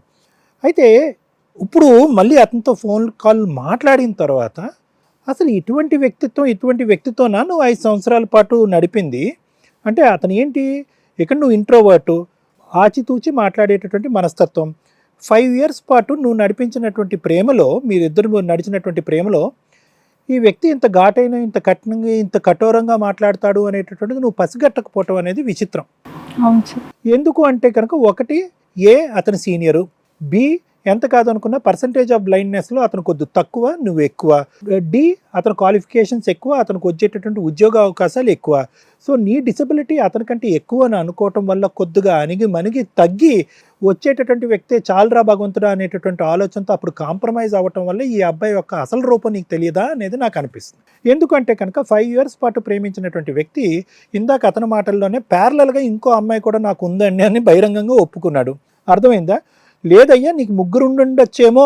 3 అలా 2-3 మెయింటైన్ చేయొచ్చా అని క్యాజువల్ గా మనం వాడే వర్డ్ ఆ అబ్బాయి చాలా స్ట్రాంగ్ గా పట్టుకున్నాడు. 3 అని మీరు అనకూడదు అని. అక్కడ అతని మెంటాలిటీ ఏంటో మనకు ఒకటి అర్థం అవుతుంది. ఎందుకంటే క్యాజువల్ గా ఎంతమందితో తిరుగుతాం, 4-5 తిరుగుతాం అంటాం. అది ఎగ్జాంపుల్ అన్నామే తప్ప మనం పర్టికులర్ అనలే. మనం అతన్ని ఏమీ అనలేదు. కానీ అతని నోటు వెంటే అతను ఏంటంటే 2 వరకు ఓకే, 3 అనేది పాపం అనే మాట కింద అతను మాట్లాడుతున్నాడు. సో అక్కడ మనం చూసింది ఏంటంటే 2 వరకు అతను బహిరంగంగా కమిట్ అయ్యాడు. ఎందుకంటే అది ఓపెన్ బుక్, ఓపెన్ సీక్రెట్ కాబట్టి. నిన్ను ఎంతగా అయితే ప్రేమించాడో అంతే ఇదిగా వేరే అమ్మాయిని కూడా ప్రేమించాడు. ఆ అమ్మాయిని పెళ్లి చేసుకోలేదు, నిన్ను పెళ్లి చేసుకున్నాడు. కాబట్టి ఏంటంటే ఎప్పుడైతే కనుక నువ్వు ప్రశ్నించి నిలదీసి పోలీస్ స్టేషన్లో కేసు పెట్టి మెడలో ఉంచి పెళ్లి చేసుకున్నావో అక్కడి నుంచి నీ మీద ఒక వ్యతిరేకత, అసహ్యం పుట్టింది. అప్పుడే కానీ నువ్వు ఒక పాట పాడుంటే కనుక ఆ మహాతల్లి, అవతల వైపు ఉన్న మహాతల్లిలాగా నన్ను ప్రేమించు, పెళ్ళి అనే సబ్జెక్టే వద్దు, ఇలా గాలిలో అందరూ తేలాడదామని నువ్వు అప్పుడు మాట్లాడుంటే కనుక ఈరోజు నీకు కూడా అదే స్థానాన్ని ఇస్తూ ఉంటాడు.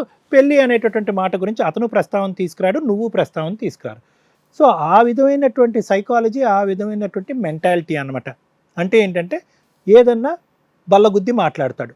ముక్కుసూటుగా మాట్లాడుతూ ఉంటాడు, అతని పాయింట్ ఆఫ్ వ్యూయే మాట్లాడుతూ ఉంటాడు. అవతల వాళ్ళ నొప్పి బాధ అనేది అర్థం కాదు, వినటం అనేటటువంటి ఆలోచనే లేదు, కౌన్సిలింగ్ అనేటటువంటి ఆలోచనే లేదు, పోలీస్ కేసులు అంటే భయం కూడా లేదు, నన్ను ఎవరు సరిదిద్దలేరు, నాకు ఉండేటటువంటి డిసేబిలిటీ వల్ల నాకు బహుశా పడేటటువంటి శిక్ష కూడా తగ్గుముఖం పట్టచ్చు అనేటటువంటి ఉద్దేశంతో అతను ఏంటంటే చాలా మొండిగా దూసుకుని వెళ్ళిపోయేటటువంటి వ్యక్తిత్వం అనేది మనకి ఆ ఫోన్ కాల్ ద్వారా తెలిసింది.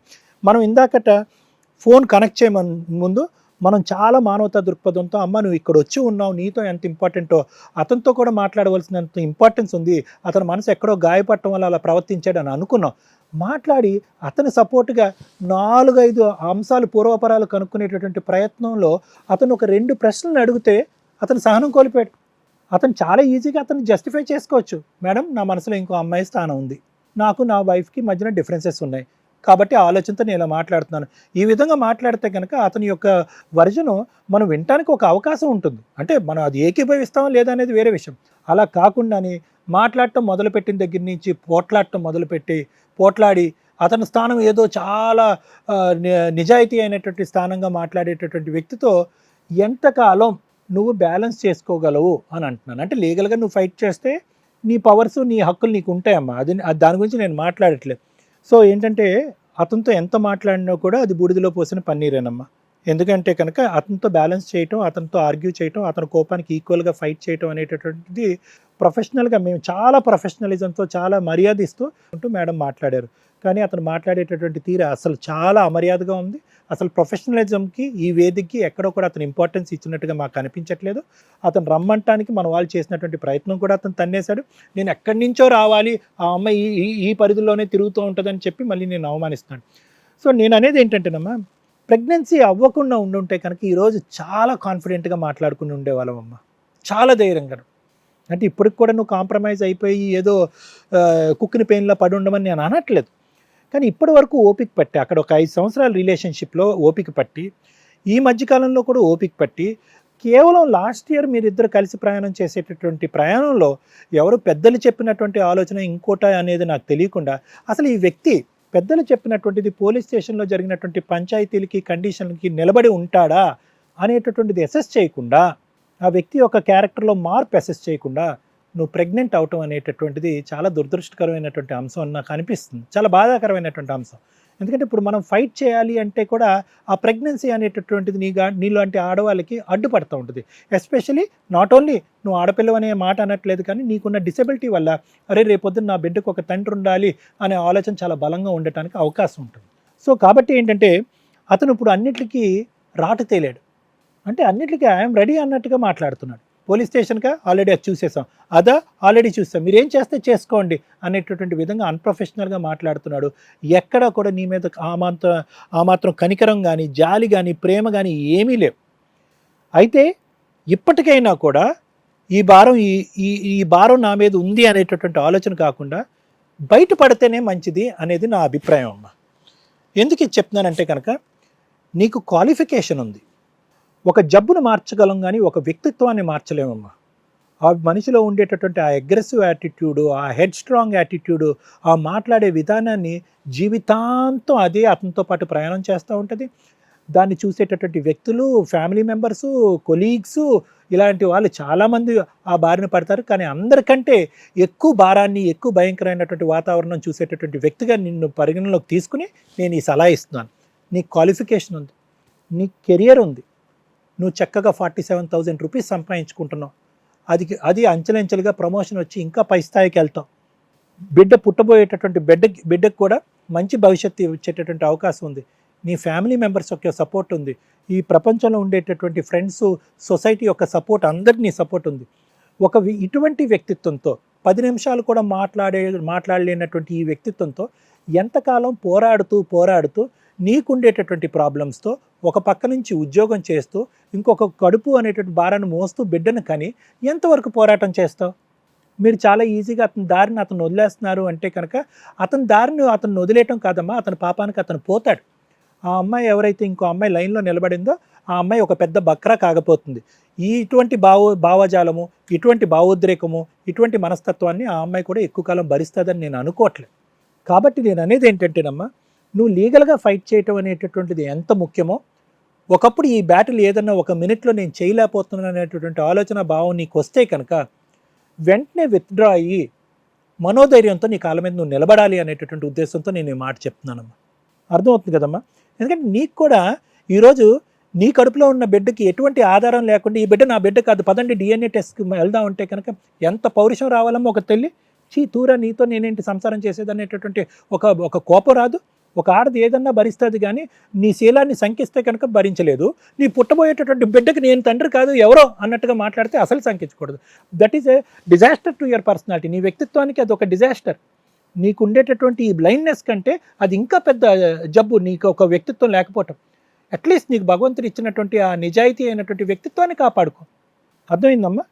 సో దాని గురించి నేను అనేది ఏంటంటే ఒకప్పుడు ఫైట్ చేయగలను అనేటటువంటి ఓపిక ఓర్పు ఉంటే కనుక మేడం చెప్పేటటువంటి విధానంలో ఫైట్ చేసేటటువంటి అన్నీ తిన్నటువంటి వ్యక్తికి ఆ రోజు అతని మీద ఏమన్నా ఇటువంటి కేసులు మార్పు తీసుకొస్తాయో లేదో నాకైతే తెలియదు. కానీ రేపొద్దున ఇది ఇంకో విధంగా మారితే నువ్వు ఫైట్ చేయలేదు, నేను మానసికంగా డేలా పడిపోతున్నాను, నా బిడ్డను కూడా చూసుకోలేని పరిస్థితిలో నీకు అనిపిస్తే కనుక immediately walk out and try and live by your self. ఆ స్ట్రెంగ్త్ భగవంతుడు నీకు ఇవ్వాలి అని కోరుకో. ఆ స్ట్రెంగ్త్ కావాలి అంటే కనుక దానికి అనుగుణంగా కౌన్సిలింగ్ చేయాలన్నా కూడా మనం చేద్దాం. ఇది నా ఒపీనియన్ అమ్మ, నా individual opinion. Thank you sir. Madam, బయట ఉన్న డిజేబుల్డ్ పర్సన్స్ ఎవరైతే ఉన్నారో దయచేసి ఈ కేసుకి వాళ్ళకి ఎట్లాంటి సంబంధం లేదు. మేము ఎవరిని తక్కువ చేసో ఎక్కువ చేసో లేకపోతే ఈ కేసు అందరికీ ఇంప్లిమెంట్ అవుతుందనో చెప్పట్లేదు. ఒకవేళ ఏదన్నా ఒకటి అట్లా వచ్చినా దయచేసి క్షమించండి. ఇక్కడ ఈ కేసు గురించి వీళ్ళ క్యారెక్టర్స్ గురించే మాట్లాడాలి. ఎందుకంటే మనం ఫస్ట్ హాఫ్ విన్నదంతా ఒక రకంగా ఉంది. అయ్యో ఇలా కూడా వీళ్ళ దాంట్లో జరిగిద్దా, ఒక మనిషికి ఇంకో మనిషి తోడు దొరకడమే ఎక్కువ అని మనం ఆలోచిస్తూ ఉంటాం. మామూలు వ్యక్తులు ఒకరు కాబట్టి ఒకరికి లైన్లు వేసుకుంటూ వెళ్ళిపోతుంటారు. మరి వీళ్ళలో పాపం ఇద్దరు ఒకటేనా అన్నిసార్లు రిపీటెడ్గా సార్ అడిగారు, అమ్మ నువ్వు ఇట్లా, మరి అతను ఇట్లాగైనా, ఇంకొక అమ్మాయి ఇలాగైనా. ఇవన్నీ ఎందుకు అడుగుతున్నామంటే ఏంటి వీళ్ళ సర్కిల్ ఏంటి అనేది. సో వీళ్ళ సర్కిల్లో వీళ్ళకి సంబంధించిన వ్యక్తుల్నే వీళ్ళు చూస్ చేసుకున్నారు, లవ్ చేసుకుంటున్నారు. ఒక మామూలు వ్యక్తులు ఏ రకంగా అయితే ఆలోచిస్తారో వీళ్ళు అలాగే ఆలోచించారు. అది మోసం చేయడం విషయంలో కానీ, లవ్ విషయంలో కానీ, పెళ్లి చేసుకోవడంలో కానీ. సో అలాంటప్పుడు లీగాలిటీ కూడా వీళ్ళకి అలాగే ఇంప్లిమెంట్ అవుతుంది. అయ్యో పాపం అనేది రాదు. అర్థమవుతుంది కదా? మనం హైదరాబాద్లో అండి మనకి ఫిన్ అని ఒక అసోసియేషన్ ఉంది, డెఫ్ అండ్ డమ్ వాళ్ళకి. చాలా బాగా వాళ్ళు ఉన్నంతలో అమ్మాయి చేస్తూ ఉంటుంది, వర్క్ చేస్తూ ఉంటుంది. తను కూడా డెఫ్ అండ్ డమ్. అలాగే బ్లైండ్కి సంబంధించిన చాలా ఇన్స్టిట్యూట్స్ ఉన్నాయి. వీళ్ళందరికీ ఒక మ్యారేజ్ బ్యూరోస్ కూడా ఉంటాయి. జాబ్స్ చేసుకోవడానికి గవర్నమెంట్ జాబ్స్ పోస్టులు పడినప్పుడు వీళ్ళంతా ఒక గ్రూప్ NGOs కింద ఉండి ఆ ఎలిజిబుల్ పర్సన్స్కి వీళ్ళు ఒకరికొకరు హెల్ప్ చేసుకుంటూ ఉంటారు. అక్కడే మ్యారేజ్ బ్యూరోస్ కూడా నడిపిస్తూ ఉంటారు వాళ్ళు. సో ఎందుకంటే బయట వ్యక్తులు హ్యూమనిటికల్ గ్రౌండ్లో చేసుకునే వాళ్ళు ఈ NGOsని కాంటాక్ట్ అయ్యి మేము ఇలాంటి అమ్మాయిని చేసుకుంటామండి, ఇలాంటి అబ్బాయిని చేసుకుంటాం అనే వాళ్ళు కూడా కొంతమంది వెళ్తూ ఉంటారు. ఇక అది హ్యూమనిటికల్ గ్రౌండ్ మీద నడిచే వ్యవహారం. వీళ్ళ కేసు మనం వింటే అసలు ఈ డిజేబిలిటీ పక్కన పెడితే మనం వీళ్ళిద్దరికీ ఒక 5 years లవ్ ఉంది. లవ్తో పాటు ఆ అబ్బాయి ఇంకొక అమ్మాయిని కూడా సైమిల్టేనియస్గా లవ్ చేస్తున్నాడు. ఒకేసారి ఇద్దరిని లవ్ చేస్తున్నాడు. ఇద్దరిని లవ్ చేస్తున్నాను, నేను ఆ అమ్మాయిని లవ్ చేస్తున్నాను, ఈ అమ్మాయికి తెలుసు అంటున్నాడు. మరి ఈవిడతో ప్రెగ్నెన్సీ చేసావు కదమ్మా అంటే అవును చేశాను, ఆ సంగతి ఆ అమ్మాయికి కూడా తెలుసు అని. అంటే మేబీ ఆ అమ్మాయికి కూడా అతను ప్రెగ్నెన్సీ తెచ్చి ఉండొచ్చు. అతని దృష్టిలో ఏంటంటే నేను ఇంతే, నేనంటే వీళ్ళంతా వెంపర్లాడిపోయి పడిపోయి నా వెనకాల పడుతున్నారు కాబట్టి నేను వీళ్ళిద్దరిని ఎంటర్టైన్ చేయగలను అనే అంత ఒక స్టేజ్లో ఉండి మరి ఈవిడ కేసు వేసింది కాబట్టి బలవంతంగా పెళ్లి చేసుకోవాల్సి వచ్చింది అని అనుకుంటే ఆ అమ్మాయి వేసేది. ఒకవేళ ఈ అమ్మాయి వదిలి డ్రాప్ అయిపోతే ఆవిడ చేసుకునేవాడా అనేది మనం కొంత క్వశ్చన్ మార్క్. ఇక్కడ మాట్లాడాల్సింది బిఫోర్ మ్యారేజ్ ఫిజికల్ రిలేషన్లోకి వెళితే ఎలా ఉంటుందో ఒక్కసారి ఆలోచించండి. వదిలేసే వాళ్ళ పర్సంటేజ్ చాలా తక్కువ. ఒకవేళ వదిలేయాల్సిన పరిస్థితి సొసైటీ గురించో తల్లిదండ్రుల గురించో వస్తే మానసికంగా చాలా క్షోభపడుతూ ఉంటారు. ఎందుకంటే ఇవన్నీ నమ్మక ద్రోహాల కిందకు వస్తాయి. నేను రియల్గా లవ్ చేశాను, రియల్గా అతనితో పడుకున్నాను, తెరా చూస్తే ఇప్పుడు పెళ్లి చేసుకోవాలా, ఇంకో దాన్ని తగులుకొని వెళ్ళిపోయాడు, లేకపోతే ఇంట్లో వాళ్ళు చూసిన సంబంధాలు చేసుకుంటున్నారు అని మీరు జీవితకాలం అది నరకం పడుతూనే ఉంటారు. దయచేసి లవ్ వేరు, ఫిజికల్ రిలేషన్ వేరు. లవ్లోకి ఫిజికల్ రిలేషన్ మిక్స్ చేసి మీకు మీరు పనిష్మెంట్ వేసుకోకండి. క్షణిక ఆవేశంతో లేకపోతే క్షణిక సుఖాల కోసం చేసే ఇల్లీగల్ రిలేషన్స్ అన్నీ కూడా డేంజరే. ఇక్కడ ఈమె ఫస్ట్ వేసిన కేసు 376 IPC అండి, సబ్ 2 వస్తుంది. మ్యారేజ్ చేసుకుంటానని ఫిజికల్గా కమిట్ అయ్యి ప్రెగ్నెన్సీలు తీసుకురావడం కానీ, ఫిజికల్గా సెక్సువల్గా అమ్మాయిని వాడుకోవడం కానీ చేస్తే చాలా పెద్ద కేసు. అతను ఫస్ట్ మనతో మాట్లాడిన టాపిక్ మాట లా అంతా లేడీస్ ఫేవర్గా ఉంటుంది అంటే నువ్వు చేసిన మిస్టేక్ అలాంటిది కదా, అంటే అతని దృష్టిలో నువ్వు అమ్మాయిలు వాడుకుంటూ ప్రెగ్నెన్సీలు చేసుకుంటూ వెళ్తే నీ మీద కేసులు వేయకూడదు. అది మిస్యూజ్ కింద లెక్క. ఏ రకంగా మిస్యూజ్ అవుతుంది? ఒక ఆర్డినరీ అమ్మాయి అట్లా చేస్తుంటే అమ్మాయిని మనం తిట్టి మాట్లాడేవాళ్ళం. వీళ్ళు ఆల్రెడీ ఒక 5 years లవ్లో గ్రూప్లో ఉన్నప్పుడు ఆ అమ్మాయితో మాట్లాడుతున్న సంగతి తెలుసండి అంటున్నాడు తప్ప అమ్మాయితో పడుకున్న సంగతి ఈ అమ్మాయికి తెలీదు. లేకపోతే ఆ రోజే కేసు స్ట్రాంగ్గా వేసుకునేదాను కదమ్మా. అమ్మాయి ఫ్రెండ్ అనుకున్నావే తప్ప ఫ్రెండ్ అనుకున్నాను నువ్వు కాబట్టి అమ్మాయితో అక్రమ జాగ్రత్త పడ్డా. సంబంధం ఉంది అనేది నీకు తెలియదు. ఎప్పుడు తెలుస్తుంది? ఆఫ్టర్ మ్యారేజ్ నేను చేసుకొని ఏం చేసుకుంటావు చేసుకో, నేను నన్ను ఆవిడనే బెదిరించినప్పుడు. చేసుకుంటాను, నేను ఆవిడనే చేసుకుంటాను అన్నప్పుడు తెలిసింది. ఓహో నాతో పాటు ఈ అమ్మాయిని వీడు లవ్ చేస్తున్నారా, వీడియో ఇవి కాల్ నీకు చూసి డౌట్ నాకు వచ్చింది. చూసి డౌట్ వచ్చింది. ఇక్కడ మీరు చేయాల్సిన పని సహజంగా 90% అమ్మాయిలు చేయాల్సిన పని, మీరు పెళ్లి చేసుకొని బలవంతంగా పెళ్లి చేసుకుంటే, ఈ కేసు చూశారు కదా ఒక ఎగ్జాంపుల్, ఫోర్సుబుల్గా పెళ్లి చేసుకున్న ఎవ్వరూ కూడా సుఖపడిన కేసులు మేము ఎక్కడ చూడాల. ఏది 376 వేసి 376 కేసు అంటేనే వాడి జీవితం సర్వనాశనం అయిపోయినట్టు. అది అవనివ్వండి. నిజంగా ఇలా అన్యాయం జరిగిన వాళ్ళే వాడుకోండి. కర్మ ఏంటంటే వీళ్ళు ఎంజాయ్ చేస్తారు, వాళ్ళు ఎంజాయ్ చేస్తారు, వాళ్ళు బ్లాక్మెయిల్ చేయడం కోసమే వేస్తున్నారు. ఒకేసారి 5 అబ్బాయిలతో 10 మంది అబ్బాయిలతో ఫ్రెండ్షిప్లు చేస్తారు. ఎవరైతే ఫైనాన్షియల్గా బాగుంటాడో వాడి మీద మాత్రం ఈ కేసు వేస్తారు. దానివల్ల ఈ కేసు కూడా ఒక క్వశ్చన్ మార్క్ అయిపోతుంది. నిజంగా మీరమ్మ అతన్ని పెళ్లి చేసుకోకుండా ఆ కేసు వేసేసి ఉంటే ఈ రోజు జాబ్ అతనికి చేసేవాడు. గవర్నమెంట్ జాబ్ ఉండేది చేసేవాడు కాదు. కాదు. గవర్నమెంట్ జాబ్ తీసి పడేసేవాళ్ళు. ఆ అడుక్కు తింటూ ఉండేవాడు. ఆ ఇంకొక ఆవిడ ఉంది చూసావా, ఆయన పోషించాల్సి వచ్చేది. ఈ యారగెన్సీ అనేది స్టిల్ ఆ అబ్బాయి సహజ లక్షణం. మ్యాక్సిమం మామూలు పర్సన్స్ కంటే మేడం మేము అబ్జర్వ్ చేసినంత వరకు ఇలా కొంచెం డిజేబుల్డ్ ఉన్న వాళ్ళు ఇంకొంచెం అబ్నార్మల్గా థింక్ చేస్తారు. మమ్మల్ని ఏమైనా తక్కువ చేసి మాట్లాడుతుందేమో సొసైటీ, మమ్మల్ని తక్కువ చేసి చూస్తున్నారేమో, వీళ్ళే ఇన్సెక్యూరిటీ తోటి చాలా ఓవర్ రియాక్ట్ అవుతూ ఉంటారు. అట్లా అందరూ ఉండకపోయినా మ్యాక్సిమం పర్సన్స్ అయితే మేము అబ్జర్వ్ చేసినంత వరకు ఈ అమ్మాయి ఎంత పద్ధతిగా మాట్లాడుతుంది. అతను ఒక సెకండ్లో బరస్ట్ అయిపోయాడు, రెండో క్వశ్చన్కి బరస్ట్ అయిపోయాడు. ఈయన పంచాయతీ పోలీస్ స్టేషన్లకి వెళ్ళకూడదు, కోర్టులకి వెళ్ళకూడదు, అతను చెప్పింది DNA టెస్ట్ చేసుకోవాలి. అమ్మాయి చేసుకుంటానంది, చేసుకుంటే అయిపోయేది కదా. చాలా డేంజర్ ఎలిగేషన్ అండి. ఒక వైఫ్ని పుట్టే పిల్లల్ని DNA టెస్ట్ చెయ్యండి, పుట్టిన పిల్లల్ని DNA టెస్ట్ చెయ్యండి అనే రైట్స్ లేనే లేవు. నచ్చితే మీరు కంటిన్యూ అవ్వండి, లేకపోతే లేదు. ఇప్పుడు సుప్రీంకోర్టు గైడ్ లైన్స్ చాలా సీరియస్గా ఈ పాయింట్ మీద గైడ్ లైన్స్ ఇవ్వడం జరిగింది. DNA టెస్ట్ అనేది రేర్ ఆఫ్ రేర్ కేసుల్లో తప్ప కోర్టు పర్మిషన్ లేకుండా ఏ మహిళ కూడా చేసుకోకూడదమ్మా. అతను అడిగినా కూడా మీకు నచ్చినా కూడా ఎవరైనా డాక్టర్స్ కానీ హాస్పిటల్ కానీ వితౌట్ కోర్టు ఆర్డర్ మీరు DNA టెస్టులు చేస్తే ఎవ్వరు NGOలు కంప్లైంట్ ఇచ్చినా మీరు జైలుకి వెళ్ళాలి, గుర్తుపెట్టుకోండి. ఎందుకంటే పుట్టే పిల్లల జీవితకాలం క్వశ్చన్ మార్క్. అది ప్రూవ్ అయినా కూడా ప్రూవ్ చేసుకోవాల్సిన కర్మ వచ్చింది. మీరు చేసిన తింగర పనులకి వాళ్ళెందుకు జీవితకాలం నరకం పడాలి? సో పుట్టబోయే పిల్లల రైట్స్ని దృష్టిలో పెట్టుకొని సుప్రీంకోర్టు ఈ గైడ్ లైన్స్ ఇచ్చింది. దీనికి చాలామంది జెంట్స్ ఏమంటారంటే మరి అమ్మాయి అక్రమ సంబంధాలు పెట్టుకుని పిల్లల్ని కనేసుకుందంటే DNA టెస్ట్ ద్వారానే ప్రూవ్ అవ్వసరం, మిగతా రీజన్స్ ఉన్నాయి. ఫోన్ కాల్స్ మాట్లాడడం కానీ, ఈవిడ అక్కడికి వెళ్ళడం కానీ, వాళ్ళ టైం స్పెండ్ చేయడం కానీ, ఇలాంటివన్నీ కూడా ఎవరికి పిల్లలు పుట్టారనే దానికి ఒక ఎవిడెన్స్. అలాంటి అమ్మాయితో ఉండాలా వద్దా అని డిసైడ్ చేసుకోవాలి తప్ప DNA టెస్ట్ చేయమని ఏ కోర్టు చెప్పట్లా. అమ్మ మీ కేసు విషయానికి వస్తే మీరు కనుక ఆ రోజు కేసు వేసుంటే సూపర్ నాన్న, తొక్కులో 5 years తోటి దరిద్రం వదిలిపోయేది. ఇప్పుడు ఇంకొక ఆవిడ ఉంది తెలుసా, ఆవిడ ఇక్కడ కూర్చునేది, బాబోయ్ ఇతన్ని నాకు వదిలించండి, ఇతనితో నేను భరించలేకపోతున్నాను అని ఇప్పుడు మీరు వేసిన 498 కేసు, డొమెస్టిక్ వైలెన్స్ కేసులు, మెయింటెనెన్స్ కేసులు ఆవిడ వేసుకునేది. పోరాడి పెళ్లి చేసుకున్నావు. అప్పుడే నీకు అర్థం అవ్వాలి, ఇదిగో వీడియోలు చూశాను ఇతను వేరే, ఇదిగో నాతో ఉంటూ ఇంకొక అమ్మాయితో సైమల్టేనియస్గా ట్రాప్ చేశాడు, ఇలాంటి వ్యక్తి నా పక్కన కూర్చోవడానికి అర్హుడా అని కదా నువ్వు ఆలోచించుకోవాలి. ఇక్కడ నువ్వు రాంగ్ స్టెప్ వేసావు. నిజంగా ఈ అమ్మాయికి హ్యాట్స్ ఆఫ్ చెప్తానండి. ఎందుకు అంటే ఒక అబ్బాయి మోసం చేశాడు, పోలీస్ స్టేషన్లో కేసు వేసి పోరాడి పెళ్లి చేసుకొని హాస్టల్లో పడేస్తే జాబ్ తెచ్చుకొని చూపించింది. ఇంక ఈవిడికి కష్టాలు ఏంటి? నువ్వు 10 మందికి చెప్పే స్టేజీలో ఉన్నావు. ఇలాంటి వ్యక్తుల్ని ఎంటర్టైన్ చేయాల్సిన కర్మే మీకు లేదు. ఇందాక సార్ చెప్పారు ప్రెగ్నెన్సీ రాకుండా ఉంటే బాగుండేది అని. ఇది గుర్తుపెట్టుకోండి అమ్మా, ఇలాంటి వ్యక్తి కాదు అంటే ప్రెగ్నెన్సీలు తెచ్చుకోకుండా ఉండడమే బెటర్. మరి వచ్చేసింది కదా, ఏం చేద్దాం? ఇది కూడా మంచిదే, వచ్చేసింది. నీకంటూ ఒక కుటుంబం, పర్ఫెక్ట్ పిల్లలు బాబో పాపో పుడతారు. అతనికి ఎవ్వరూ ఉండరు జీవితకాలం, మీకు తెలుసా? నీకంటూ నువ్వు ఆలోచించడానికి, నీకంటూ ఇంటికి వెళ్తే అరే నా కోసం నా పిల్లోడు వెయిట్ చేస్తున్నాడు, నా పాప వెయిట్ చేస్తుందని నీకు ఒక ఆలోచన విధానం ఉంటుంది. మీరు ఎంతో కష్టం ఉన్న టైంలో జాబ్ కొట్టారు అంటే మీకు సెల్ఫ్ రెస్పెక్ట్, సెల్ఫ్ స్ట్రెంగ్త్ చాలా ఎక్కువ ఉందని నేను నమ్ముతున్నా. మిమ్మల్ని మీరు నమ్మండి. ఇలాంటి వ్యక్తి నీ పక్కన ఉండడానికి అర్హుడే కాదు. అతను మాట్లాడుతున్న విధానం జీవితకాలం నువ్వు ఒక బానిసవే. నువ్వు ఆ కాళ్ళ కింద వేసి నేను అమ్మాయితో తిరుగుతూ ఉంటాను, నువ్వు నచ్చితే ఉండు లేకపోతే దొబ్బే అంటుంటాడు. ఎంతకాలం భయపడతావు? అతనికి తెలియదా అతని వల్లే పుట్టిందని? తెలుసు. కానీ నిన్ను మానసికంగా పీక్కు తినాలి అంటే ఉన్న ఒకే ఒక టార్గెట్ DNA టెస్ట్. అది అతని బుద్ధి. అలాంటి కుళ్ళు బుద్ధి ఉన్న వ్యక్తి దగ్గరికి నువ్వు వెళ్ళాలనుకుంటావు వేస్ట్ అని మా ఉద్దేశం. నువ్వు ఉంటావా ఉండవా అంటే నేనైతే లీగల్గా వెళ్ళమని సపోర్ట్ చేస్తాం. మా స్టేజ్ మీద మ్యాక్సిమం ఏ కాపురానన్నా కలపడానికి ట్రై చేస్తాం మేడం.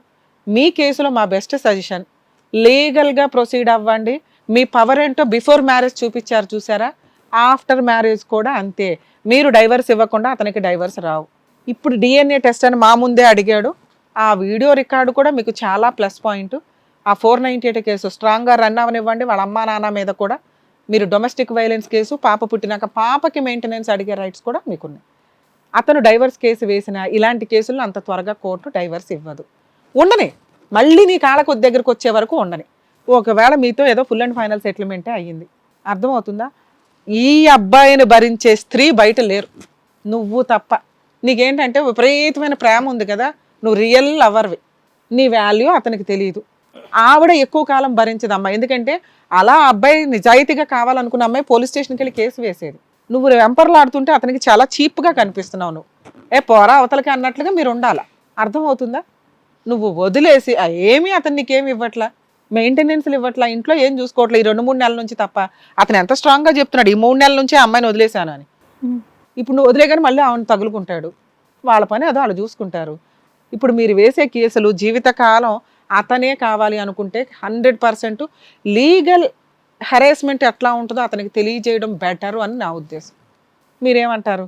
ఆ అమ్మాయిని కట్ చేసి మా ఆయన్ని తీసుకురండి అంటే అతనికి ఇక్కడున్న సహజ లక్షణం ఉంది చూసారా, షార్ట్ టెంపర్, నేనే మోనార్క్, నేను చెప్పిందే వీళ్ళంతా వినాలి అనేది. ఆ బ్రెయిన్ మార్చడం ఎవరి వల్ల కాదని నా ఉద్దేశం. అది సహజ లక్షణం అతనికి. ఏదైనా ఎప్పుడన్నా అబ్నార్మాలిటీ వస్తే మనం కౌన్సిలింగ్లు ఇచ్చి ఇది చేయగలం తప్ప అలా బానిస బతుకు నువ్వు బతుకుతానంటే అది నీ ఇష్టం అమ్మా. అప్పుడు కూడా నువ్వు లీగల్గా వెళ్తేనే అతను నీ దగ్గరికి వస్తాడు. అతను భయపడుతున్నది ఓన్లీ ల్యాండ్ ఆర్డర్కి మాత్రమే. మీరు దాన్ని ఫాలో అయితే బెటర్ అనేది నా ఉద్దేశం. మేడం సార్ చెప్పినట్టుగా చేయండి. కడుపుతో ఉన్నారు, హెల్త్ కేర్ తీసుకోండి, జాబ్ చేసుకోండి. చెప్పింది చేస్తే కనుక నాకైతే నిజంగా పర్ఫెక్ట్గా చెప్పారు మేడం సార్ అని చెప్పేసి నాకు అనిపిస్తుంది. మీరు కూడా చక్కగా చదువుకున్నారు కాబట్టి ఏమేం పాయింట్స్ చెప్పారనేది మీకు క్లియర్గా అర్థమైందని అనుకుంటున్నాను నేను. అర్థమైంది. ఈ టైంలో మీరు సీరియస్ ఎమోషన్స్ పెట్టుకోకండి. డెలివరీ చాలా ఇంపార్టెంట్, మీకు వేరే ఆప్షన్ లేదు కాబట్టి కూల్ ఉండు. డెలివరీ అయిపోయినాక ఇంకో 6 months కూల్ ఉండు, ప్రాబ్లమే లేదు. ఓన్లీ ఒక్క 498 అనేది వస్తుంది కాబట్టి ఒక అడ్వకేట్ని కలిసి DVC కేసు ఒకటి వేసుకోండి. దాన్ని అలా వదిలే. ఎందుకంటే మెయింటెనెన్స్లు from the filing of the petition అని ఉంటుంది. పాపం పెరిగినట్టు పెరుగుతూ ఉంటుంది. ఇలాంటి వ్యక్తికి లీగల్గా చెంపదెబ్బ కొట్టడం చాలా ఇంపార్టెంట్ తల్లి. అంతా లేడీస్ ఫేవర్గా ఏమీ లేదు. ఇలా చేసిన వాళ్ళకి బుద్ధి చెప్పేలాగా ఉంది. మదర్హుడ్ని చక్కగా ఎంజాయ్ చేయండి, పేరెంట్స్ దగ్గరికి వెళ్ళండి, మీ జాబ్ చేసుకోండి, స్ట్రెస్ తీసుకోకండి. ఆ వ్యక్తి యొక్క వ్యక్తిత్వం ప్రూవ్ అయిపోయిందమ్మా. నేను ఒకటే మాట చెప్తాను, ఆ వ్యక్తి యొక్క వ్యక్తిత్వం ఇన్ని అన్నం ముద్దలు తినక్కర్లేదు, ఒక మెతుకు తింటే చాలా అన్నం ఉడికిందో లేదో. మాకు 15 గంటలో అర్థమైంది, 10 నిమిషాల్లో అర్థమైంది గట్టిగా మాట్లాడితే. నీకు తెలుసు. కానీ ఏంటంటే ఒక స్థానాన్ని ఇచ్చాను, ఈ కడుపులో ఉన్న బిడ్డకి అతనే కదా తండ్రి, ఈ సెంటిమెంట్స్ బట్టి కొట్టుకుపోతే కనుక జీవితాంతం నరకయాతనే. ఇప్పటికైనా బయటపడు. Financially you're independent, career wise you're independent, as a woman you're independent, as a mother you're independent. ఇంకేం కావాలమ్మా? సో ప్లీజ్ జాగ్రత్త, నమస్తే. హెల్త్ కేర్ తీసుకోండి. Thank you.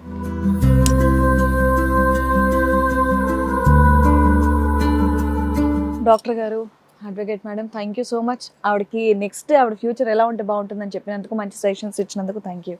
మరో కథతో మళ్ళీ కలుద్దాం.